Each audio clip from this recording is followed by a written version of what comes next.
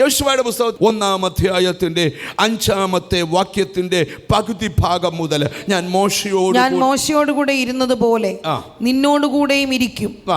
1-ാം അധ്യായത്തിന്റെ 5-ാമത്തെ വാക്യത്തിന്റെ പകുതി ഭാഗം മുതൽ ഞാൻ മോശയോട് കൂടെ ഇരുന്നത് പോലെ നിന്നോടുകൂടെയും ഇരിക്കും. ഞാൻ നിന്നെ കൈവിടുകയില്ല, ഉപേക്ഷിക്കുകയുമില്ല.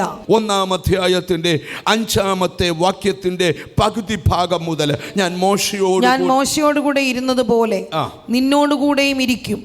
ഞാൻ നിന്നെ കൈവിടുകയില്ല, ഉപേക്ഷിക്കുകയുമില്ല. ഇത് പറയാൻ കാരണം എന്താ?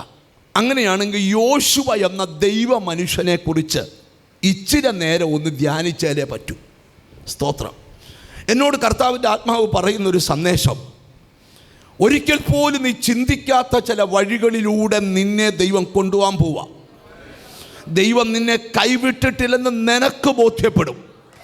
ചിലൊക്കെ ചോദിക്കും, ബ്രദറെ ഒരു വിടുതലും കാണുന്നില്ലല്ലോ, പക്ഷെ നിനക്ക് നിരാശയില്ലാത്ത എന്നാ, നിനക്ക് ദൈവം കൊണ്ടുവന്ന വഴി അറിയാം. എത്ര പേര് ആമീൻ പറയും? ആത്മീയമായ ഒരു ദൂതൂടെ പറയാം, നിന്നെ എത്തിക്കാനിടത്ത് എത്തിക്കാൻ ദൈവാത്മാവ് ബന്ധപ്പെടുത്തുന്നു. നിന്നെ ഇരുത്തേണ്ടിടത്ത് ഇരുത്തുവാൻ ദൈവം ആഗ്രഹിക്കുക. ഇവിടെ ഇരിക്കുന്ന ചിലരോടൊക്കെ ഞാൻ ആത്മനിയോഗത്തോടെ പറയാം, ദൈവം നിന്നെ നടത്തുന്ന സമയങ്ങൾ മുമ്പിൽ വെളിപ്പെടുകയാണ്. യോശുവയുടെ ചില പ്രത്യേകതകൾ ബൈബിളിൽ നിന്ന് നമ്മളൊന്ന് പഠിക്കുവാനായിട്ട് പോകുകയാണ്. ദൈവത്തിന് സ്തോത്രം.